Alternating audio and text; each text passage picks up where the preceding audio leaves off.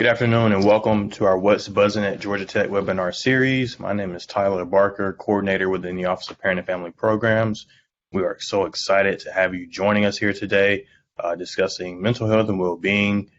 We are joined by two very special guests here on campus, Dr. Tiffany Hughes-Troutman and Dr. Carla Bradley. I'll let them introduce themselves in a quick moment. If you have any questions as we get into the conversation about mental health and well-being and how we can support your student here at Georgia Tech, please feel free to utilize the Q&A feature. Once again, if you have any questions, please feel free to utilize the Q&A feature. We will get to those questions at the end of the PowerPoint presentation. We would love to hear from you. We'd love to hear how your student is doing and how we can possibly help you. Without further ado, I'll turn it over to our guests to allow them to introduce themselves really quickly. Well, good afternoon, parents and families, and thank you so much, Tyler. My name is Tiffany Hughes-Troutman. I am a licensed psychologist, and I serve as Director of CARE, which is an acronym for the Center for Assessment, Referral, and Education, which is a single point of access for mental health services and resources on and off campus. And I'll let my colleague, Carla Bradley, introduce herself next.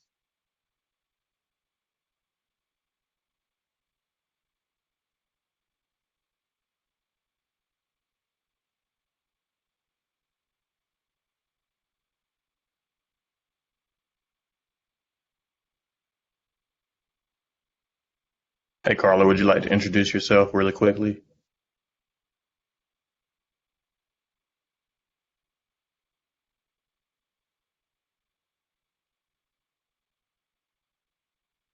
Can you hear us, Carla?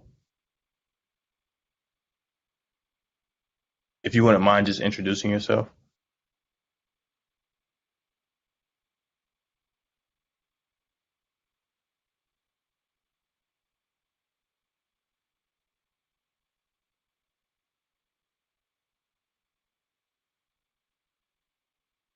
And if Dr. Bradley is having some audio issues, I can go ahead and get us started. Okay. Give me 1 second as I share the PowerPoint. Great, thank you.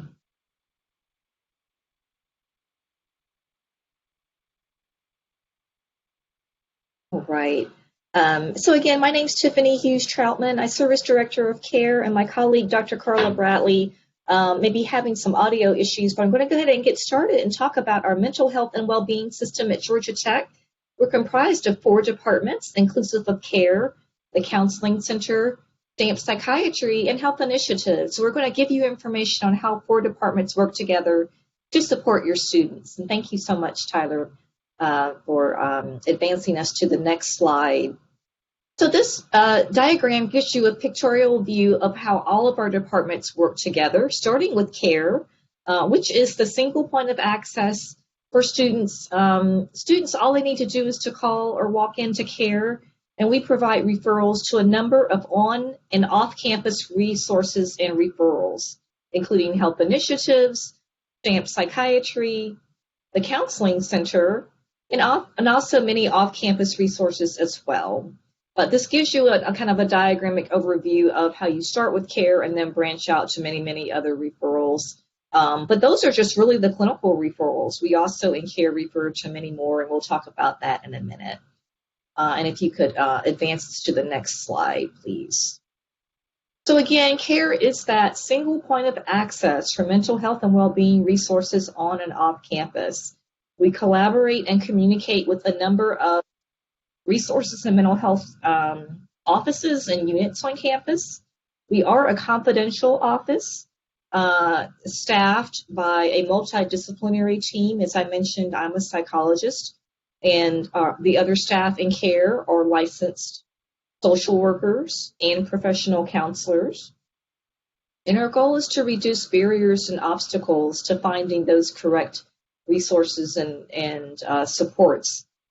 Before CARE started, the Center and STAMP Psychiatry, which certainly still exists as separate departments, would have their separate access points. And sometimes students would be confused about where to start, or they wouldn't have the right information, and they might shuffle back and forth, really not sure about where to go, and also encounter wait time. So the idea of CARE is that students start with a single point We meet with them for a confidential assessment and then point them in the right direction to eliminate silos and points of confusion. And as we move on to the next slide, you will find out a little bit more about our services. So again, we have a relatively rapid access model in which students are triaged, then assessed, and referred to a number of resources. The primary service received in CARE is a mental health assessment, which is that clinical intake assessment. Each student is given a CARE plan, which is really their action plan that checks off a number of the resources and referrals that we're making. So they'll get that plan to make it very clear about where we're referring them to. But then we also provide case management and follow-up, and that case management would be following up with clients to find out if they were able to access their primary referral, to see if they were satisfied and if they felt better. So that's another important piece of the CARE process, not just to refer students, but to follow up with them to see if they felt better. In CARE, we also provide crisis intervention during the day for students who need help with a crisis, subjective crisis, or an escalating event. And just to reiterate, CARE services are free and confidential. They are not part of the educational record, and so students who are eligible for CARE as degree-seeking enrolled undergraduate and graduate students have the privilege of confidence rests with them. And next slide, please. Again, just to clarify, we serve degree-seeking undergraduate and graduate students who need support. And some students know where they need to go. Maybe they've been in counseling or therapy or psychiatry before, and they just want to continue that care. But others may be unsure of what they need. They may just be starting at tech, may experiencing some acculturation or loneliness or homesickness issues, or they may not be sure if it's something that's going to pass in terms of a mood state or something that they're concerned is something bigger.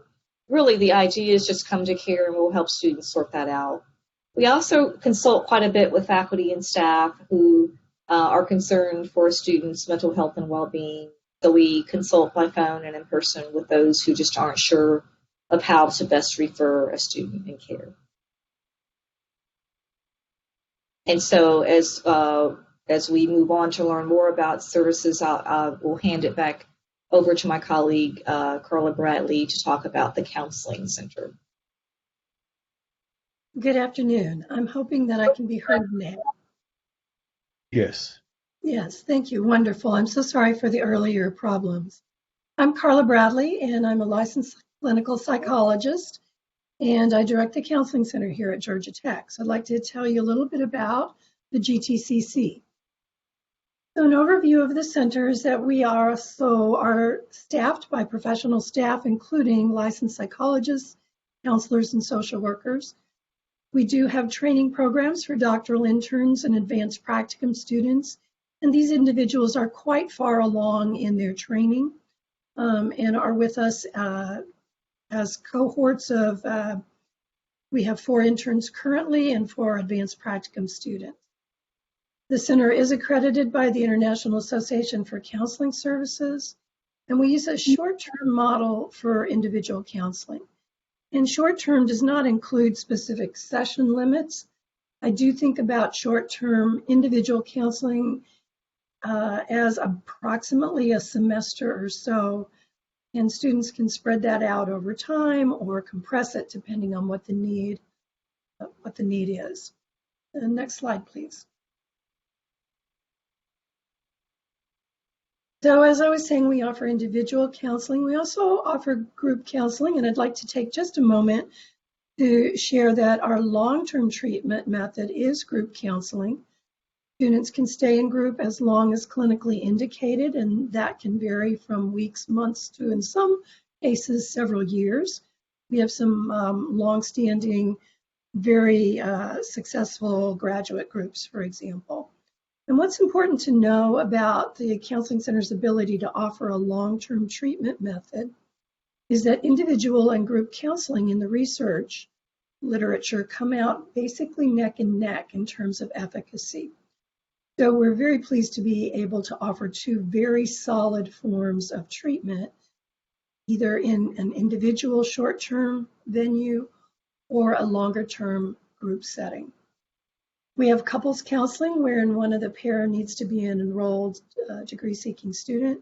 We do a tremendous amount of outreach to the campus community. This would be a form of outreach, for example, speaking with folks about the different kinds of services. We also do a variety of presentations that we think help educate students in terms of their mental health and well-being around things like sleep hygiene, stress management, procrastination, mindfulness, meditation, just a variety of topics. Clinical case management is our ability to see students in specialized one-on-one case management sessions where the focus is assisting a student to try to solve some problems in their lives that may be making them more vulnerable to decreased functioning as a student. So these would be, for example, students who may be having longer-term difficulties, may be having some escalating difficulties and may need referral off campus, may be dealing with illness and need some advocacy with professors, just a variety of kinds of concerns that can occur. We do selected testing and assessment. During the pandemic, we've had very limited opportunity to do that, but under normal circumstances, can often assist with questions about things like ADD or learning differences. We also do assessments of alcohol and other drug usage to kind of take a look at a student's relationship with drugs and alcohol when that seems warranted. We consult with other students, faculty, staff, and parents on an as-needed basis. We refer both in-house and externally for additional services when we find a student may be beyond our scope of service or during the course of counseling develop some issues that are better attended to in the. We provide triage and after-hours services and some online self-help resources which can be found on our website. Next slide, please. Digging down a little deeper, we have additional kinds of services. The Counseling Center offers a program called Let's Talk. It's a walk-in consultation, or in our current hybrid model, remains a virtual consult.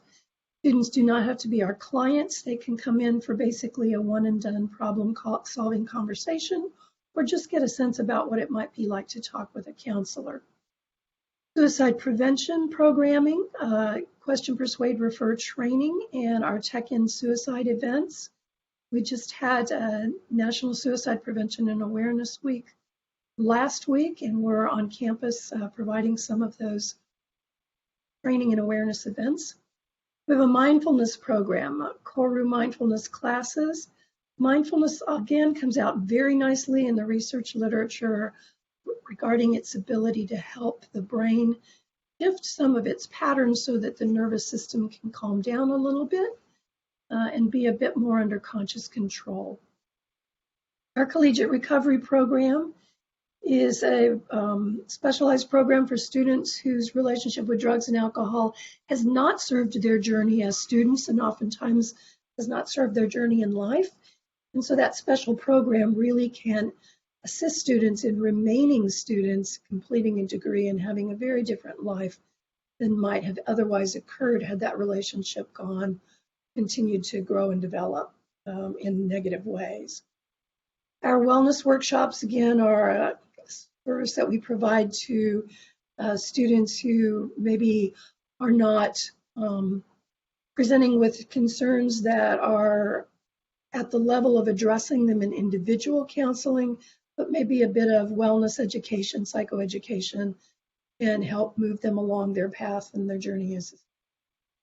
Mental health screening days are opportunities for us to go out on campus, and students can take some brief screening tools and just sort of do a check-in on their mental health. Their relationship with drugs and alcohol, their relationship with food, depression, anxiety. These are very typical kinds of behaviors and mood states that are often screened for on college campuses across the nation.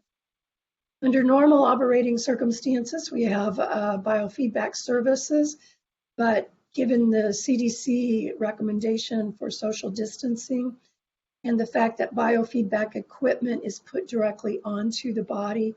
We are not offering those services at this time. And then WellTrack is a wellness application for tracking anxiety, stress, and depression, and that's maintained and accessed through our Counseling Center website. Next slide, please. Our Satellite Counselor program is a new program, again, found increasingly across campuses nationally. It's something around a decade or so old in terms of a service model at the national level.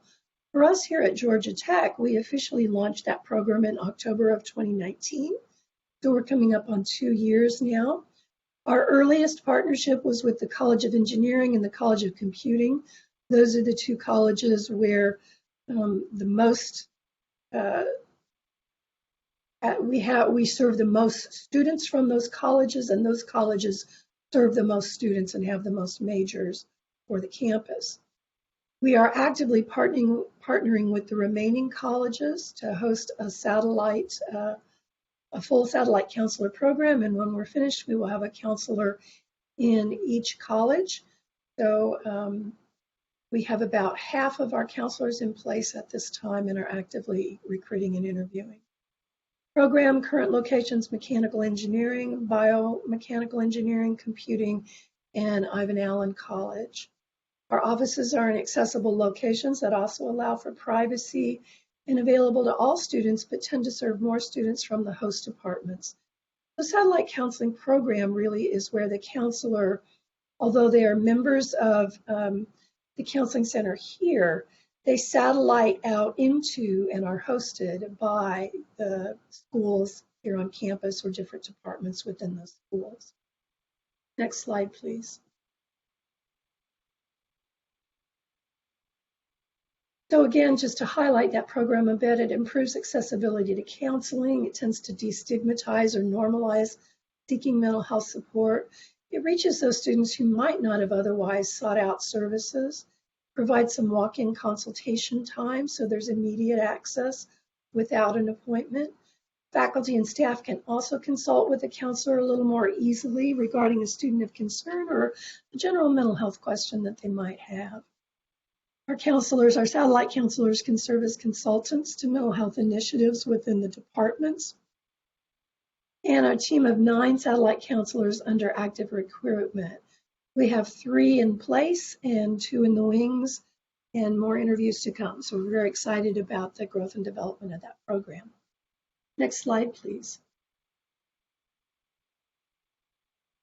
And then I'm going to talk just briefly about STAMP Psychiatry, another service chain you saw in that original diagram that Dr. Hughes-Troutman reviewed. STAMP Psychiatry is a department within STAMP's Health Center. They have, at this time, 2 clinical care coordinators.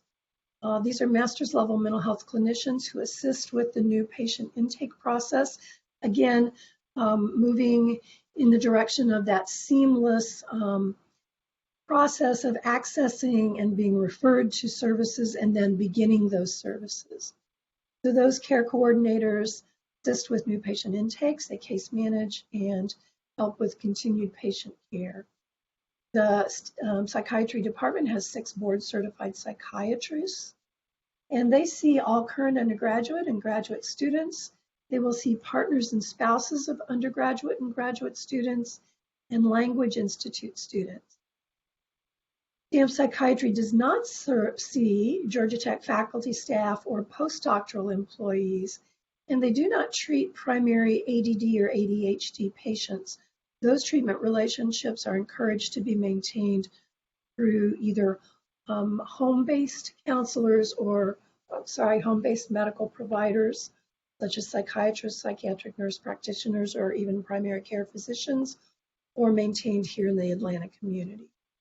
And the reason that STAMPS does not see primary ADD, ADHD patients is the medications most frequently used to assist with those conditions are class 1 drugs, and the psychiatry department does not, in general, dispense those particular medications. Next slide, please. Again, a little more about STAMP psychiatry. Medication management can be transferred for incoming students in many cases. Psychiatric consultations and evaluations can be obtained. That care coordinator assesses and assists with the evaluation process, including those treatment recommendations and appropriate levels, referrals to appropriate levels of care. There is an Asperger's support group. It's a weekly group for students who are on the autism spectrum. Consultations with campus partners. We work very closely together, and STAMP psychiatry is frequently involved in eating disorder cases with the Counseling Center, with CARE, with the Dean of Students Office, Office of Disability Services, and with STAMP's primary care. And then also offers consultation to off-campus partners, therapists, previous mental health providers, and medical teams that may be working with a given student at a given time. Next slide, please.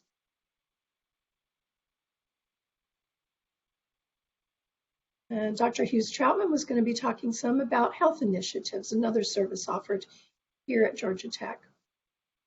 Yes, thank you, Dr. Bradley. So I'm going to share a little bit about our Health Initiatives Department.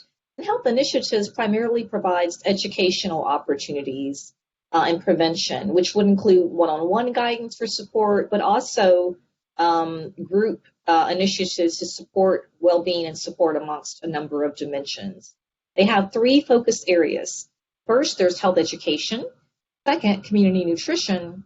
And third, voice, which is their sexual violence prevention and awareness and victim survivor support program. To start, they do offer wellness coaching through health education, which is their primary program of one-to-one individual support. Coaching is not therapy. It is health coaching motivated by principles of motivational interviewing designed to help students with targeted concerns like stress or sleep, or concerns about career or academics. That's offered virtually and in person. They also offer a lot of workshops on self-care, mindfulness, sleep hygiene and education, resilience and thriving, and a number of topics. In the right bar, you'll see some of their recent programming that they've offered. Blindfold Mondays, which is an opportunity for students to have a mindfulness moment led by a Koru mindfulness instructor. TED Talk Tuesdays, which is when the health educators provide a TED Talk and discourse after viewing the film together. Wellbeing Wednesdays, which are just Wednesdays designed to target and focus on one element of well-being each Wednesday. They also have Voice Message Thursdays, in which the Voice team connects with students to talk about a popular question or concern for students related to sexual violence prevention and awareness. And Playful Fridays, which is really a big hit on Instagram. One of the dietitians will actually have a segment on healthy recipes, which has been a big hit amongst students. With some of those health initiatives programs, they do have a mindfulness book club in which they provide the book. The student doesn't have to pay for the book, but they'll pick a book and come together with lunch and talk about the book focused on mindfulness. Fit to Thrive, which is a 5-week program focused on each dimension of well-being. So they'll talk about physical 1 week and emotional the next and social the next. For I think students and faculty and staff as well, which is a great program. The Healthy Jacket Peer Educators are a group of students trained as Healthy Jackets to disseminate health and well-being amongst their organizations and units. And then the Wellbeing Activators, which are employees and students designed to infuse well-being into their departments and units or student organizations and clubs, but also they bring back well-being education that's shared in those meetings as well. Next slide, please. As I mentioned, community nutrition is one big part of health initiatives, and they provide nutrition counseling, which might be one-on-one, virtual, or in person, provided by their registered dietitian staff. They have nutritionists who do practice using an intuitive eating approach, which is an approach designed to focus on one's own unique nutritional needs and not following a pre-designed package So it's really trusting your body intuitively. They also use a healthy body at every size mentality. So a student might want to meet with that nutrition counseling appointment to learn more about how they can be healthy. The nutritionists also meet really frequently with students who are interested in learning more about a diverse and healthy eating options on campus. And so they provide, of course, cooking demos and have a lot of programs around that. But I think there is a question in the chat regarding that. They also frequently meet students who may have nutrition allergies or certain dietary restrictions or preferences. That's a very common part of what they do through community nutrition. So they take an educational approach as well as a clinical approach to it. The Voice team is staffed by a sexual violence prevention educator, health educator, as well as 2 full-time dedicated confidential advocates who have degrees in social work who provide confidential advocacy support 24/7. So they meet with students, the advocates meet with students during the day for individual confidential appointments, and they also serve on call 24/7 for students who need that support after hours. Their role is to provide consultation and information and support, to provide options on reporting, because they do work a lot with Title IX, but many students choose not to report. They just want to learn and talk more about options. Voice also has fantastic support programming. They have a fund for students who need, emergency fund for students who need support financially. They have a lending library. They have care kits that support students. So they are really a fantastic team. And on the prevention side of it, as I mentioned, there is a health educator in Voice who does a lot of talk about consent, bystander intervention, healthy relationships, and survivor support. The Voice team is part of a Respect Collective through an organization called NASPA that's funding these programs to support sexual violence prevention. On the right there, you'll see just some examples of programs that I mentioned from nutrition as well as Voice that support their mission. Next slide, please. So now Dr. Bradley and I are going to share contact information for each of the respective units that we've shared information about today, and I'll start with CARE. We are physically located on the first floor of the Smith Gall Student Services Building, also known as the Flag Building, in Suite 102B. Students can call us in CARE at 404-894-3498 to set up an appointment, but they can also walk into our suite physically if that is more convenient for the student.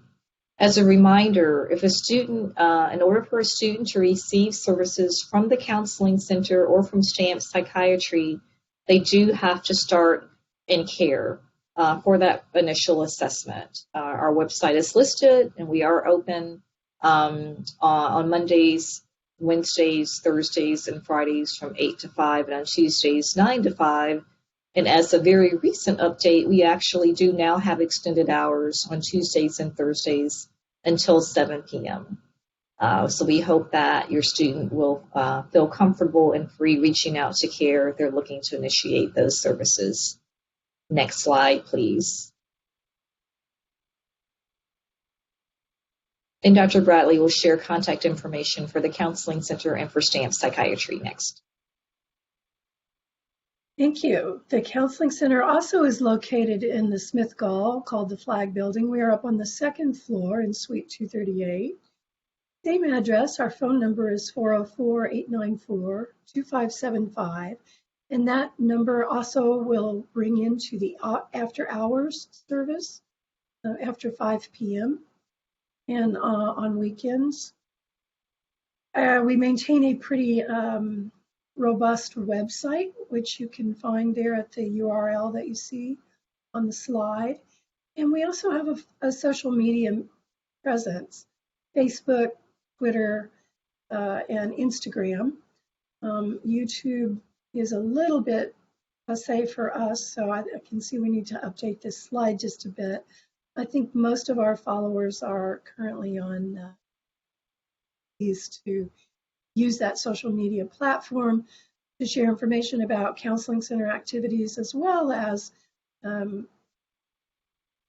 repost information from our campus partners, such as CARE, CARE's events and hours, and health initiative information, just anything we can do to get the word out about mental health and well-being services here on campus. Next slide, please. Contact for Stamps Psychiatry. Their location is on the second floor of the Stamps Health Services Building. Stamps, the Health Services Building is next to the CRC, the Campus Recreation Center. See their address there in front of you on First Drive. Phone number of 404-894-2585. And they too have a good, robust website that you can log into and learn more about available services. Next slide, please. And contact for health initiatives. They are located on the second floor of Stamps Health Services Building, same floor as Stamps Psychiatry, Suite 232. They're actually next to the Campus Recreation Center as well, as Dr. Bradley mentioned. There's their address and their phone number. They also have a great website that lists all of their active programs listed there. So if you kind of need that deeper dive on the depth and breadth of their services, feel free to log in. They also have a very heavy social media presence. They have a Facebook account and are popular on Instagram as well. And so that concludes the content that we have to share for you today. I'm so sorry. We don't have more contact. There's emergency resources as well. So sorry about that. That's an important piece of what we want to share with you. There are many campus and on-campus resources in which we want to make sure that you know that are available to you. Campus police listed there, the Office of the Vice President and Dean of Students. And so that would be if a student needed support for an academic issue, missing class, or a concern about academic performance, or it could be something like a grief issue that's impacted academics. Student may be considering withdrawal, but also if you are concerned about your student due to extensive or behavior, or I haven't heard from them in a while and it's something that's really, really immediate, you can escalate that through a CARE report or by calling the Dean of Students office. We all partner very extensively with the Office of Dean of Students. There's a number for victim survivor advocacy support. Those numbers listed there are actually the office lines of our two dedicated confidential advocates. But after hours, if you call that campus police line or on call through the counseling center that Dr. Bradley mentioned, you'll also reach the advocates too after 5. The GCAL number, known as the Georgia Crisis and Access Line, is listed, which would be another resource for your student if they're experiencing an emergency after hours. And so that's a common line, as well as the National Suicide Prevention Lifeline. The Trevor Lifeline for students who identify as part of the LGBTQIA community, and then crisischat.org, which is a chat line through a website as well. I believe we have one more slide of resources. I think that's everything. Okay, I wanted to make sure I was exhausting and using all the information there. Thank you very much. Perfect. Well, thank you all so much. Let's see if we have any questions. Can we get these slides after the presentation? Most certainly. Please feel free to email our office, parents@gatech.edu. I will definitely share these slides with you.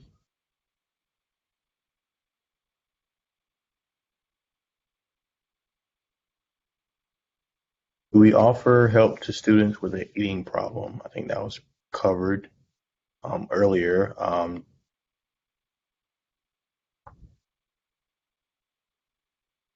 So yes, we do have some basic assistance to the students who have some eating problems, but really kind of depends on whether that eating issue is in scope for our services or not. If it's an actual eating disorder, sometimes those can be pretty long-standing and tough, and they may or may not respond well depending on the level of seriousness and difficulty.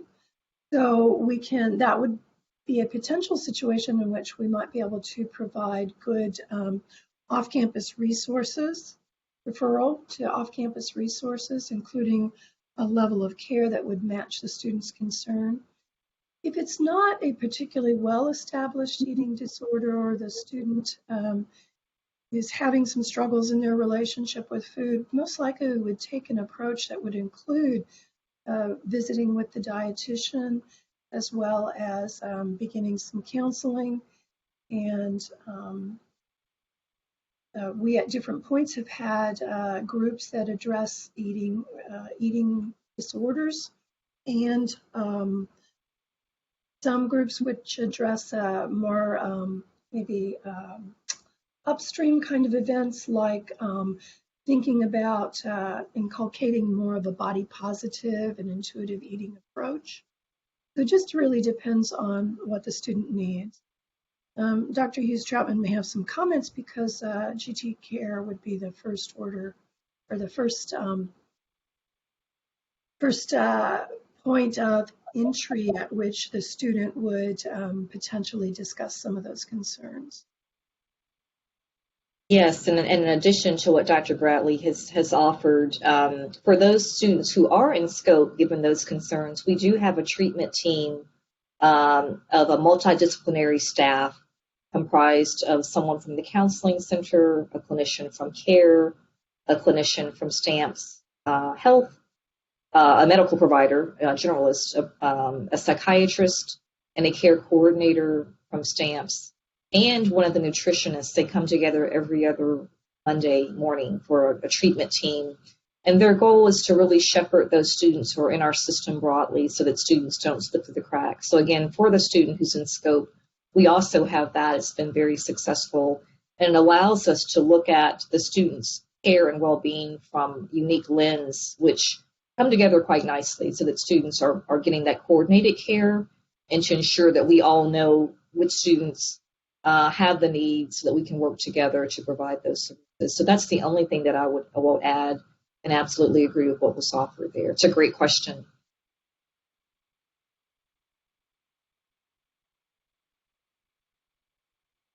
Perfect. Well, I think that's all the questions that we have.